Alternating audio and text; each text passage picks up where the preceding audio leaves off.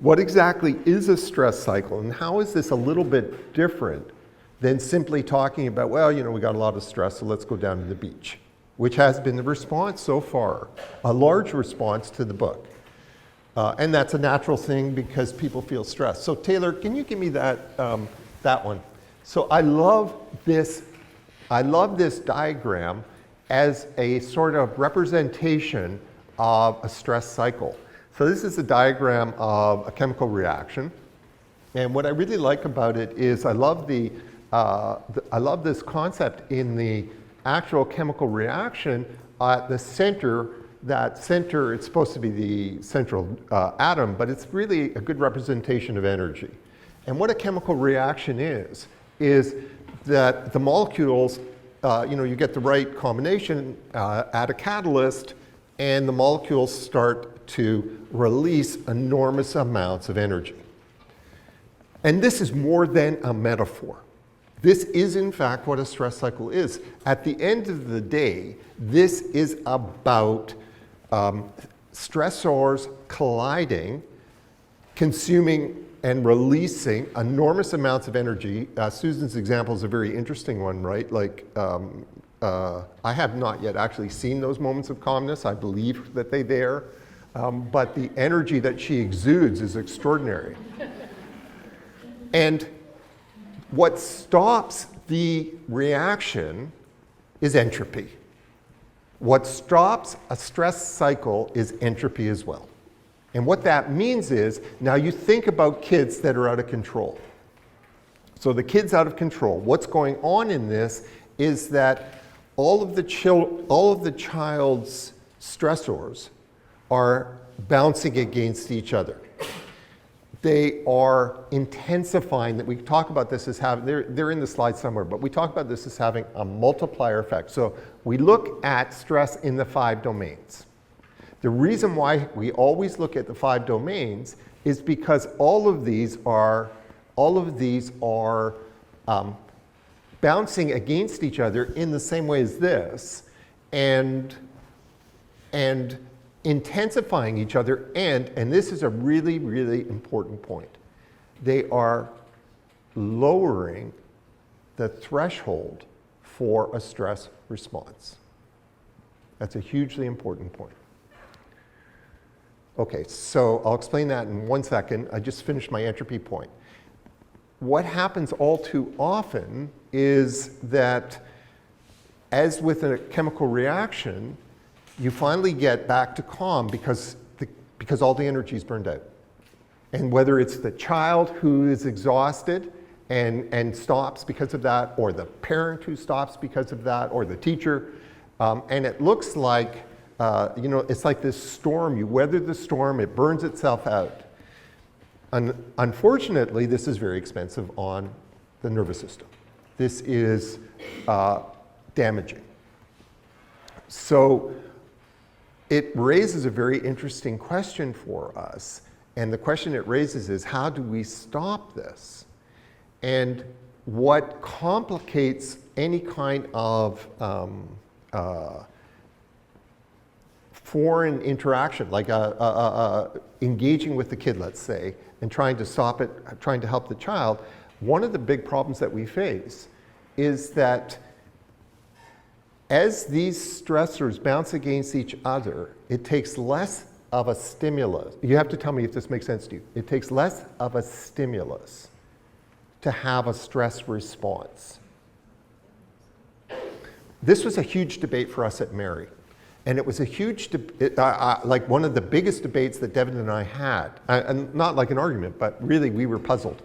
Because what we would see is, so let's take a kid who has got a number of sensory issues. And the child would come in and the slightest thing would trigger a stress response. The slightest thing, so this, you've got a kindled stress cycle, and if the kid's a little bit sensitive to, say, noise, he would come in and the HVAC that's going here would be enough to trigger that stress reaction where the kid does whatever, right? So the kid melts down or shuts down or whatever. And over the course of therapy, that same child would be able to come into this environment and not have that stress reaction. So were we actually fixing the child's sensitivity? Were we actually rewiring the brain so that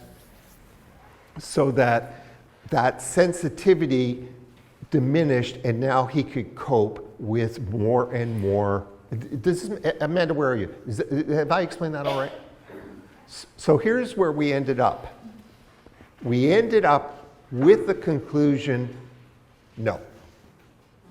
What we had done was lowered the overall stress. And by lowering the overall stress, we were raising the threshold. By lowering the stress, the child could cope with more of a stimulus that in stressful situations he couldn't handle. So if I could lower the stress, he can handle more ambient noise. If I lower his overall arousal, but that sensitivity, that vulnerability was still there. So if his stress arousal goes back up, what we'll see is now the slightest noise triggers the cycle again. Okay, so just, I'm going to try to unpack all this in a second. Does this make sense to you? So, and that's where that's where Devin and I ended up. So we concluded that we weren't really curing anything. That to talk about a cure was completely the wrong, it was the wrong language. What we were doing is what Brenda spells out in her piece. So what we were doing was creating a capacity to recognize when you were going into this over-arousal and how to bring yourself out of it.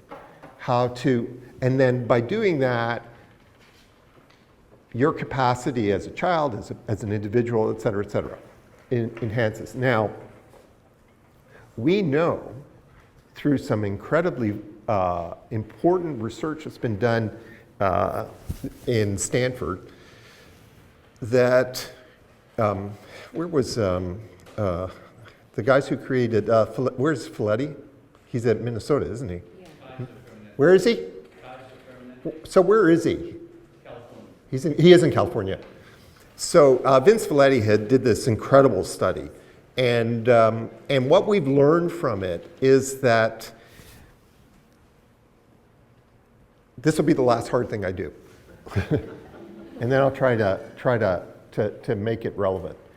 What we've learned is that if a child is exposed to too much stress of whatever sort in the early years of life, it has a permanent effect on that child's ability to deal with stress. What it does is it heightens the child's stress reactivity. So that stress could be what? It could be child abuse, it could be neglect, it could be an environment where now we're worried that there was a very interesting study done in New York City, and it looks like if you live in a poor environment, the problem with impoverished environments is the amount of noise. And babies need silence. Very interesting stuff came out last week on why silence promotes calmness, et cetera, et cetera.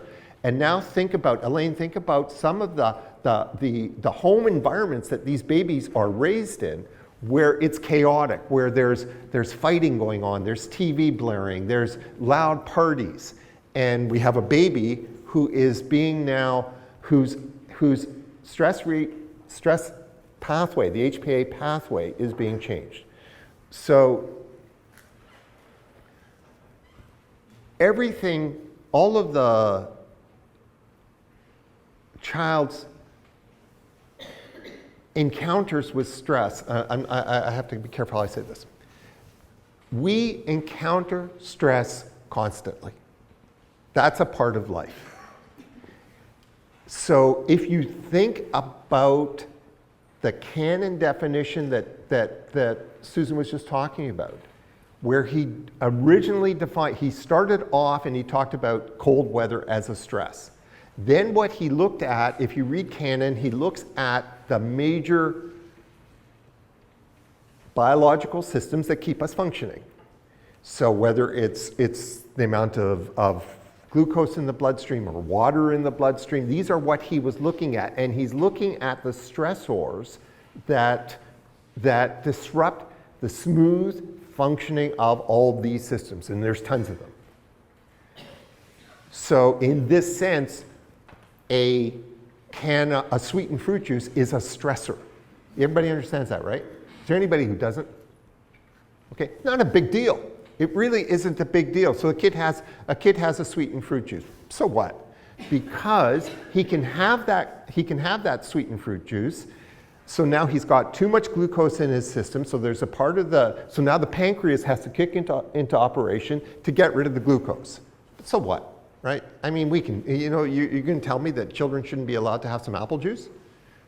Well, the problem, okay, so you see how we have these mechanisms in place to deal with stress. We have a stress, we get rid of it, we get back to normal. So we're constantly experiencing stress and recovering. That's how we work. And as an organism, we can deal with an awful lot of stress and still come back to normal. So if self-reg was just about reducing stress load, then we could say, well, mom and dad, all you've got to do is, to make sure these systems continue to function well, let's limit how much apple juice he can have. Let's limit how much TV he can watch or whatever it is. It's just limits. And that would be the end of the story. But we have a problem. And the problem is when the stress is too constant and too great, that burning recovery system becomes compromised. The internal systems to bring him back, to say, okay, you had an apple juice, I'm going to get rid of the glucose. You burn a lot of energy to get rid of it, but you know what? I can handle it. So he comes back. And he's a little crabby in the morning because he had too much stimulation the night before. That's fine. We'll have a quiet morning. He comes back. So we have remarkable resilience in our stress system. Our stress system is designed to be bombarded by stresses and then come back, right? But now we have a problem. If I have too much stress, if it's too great, too constant, that recovery function becomes compromised, attenuated. He doesn't bounce back. He's dipping into what? Cortisol. That's why the cortisol goes up. I need more energy. I'm going into my reserves now. I've got all these bloody internal systems that are saying, I need some energy, I need it now. So I've got my pancreas is saying, for God's sake, give me some energy. But in the meantime, my heart's saying, I can't pump out anymore. And now we start to see problems. If we push this system too hard, what happens is, maybe I get a problem in chronic irritability. So I've got to reframe this. I've got to see that this is telling me my recovery system can't keep up. Or I get a problem, the kid's now all of a sudden he can't go to sleep, or he can't stay asleep, or he can't have restorative sleep. So these are my signs. And that's what we mean when we talk about reframing.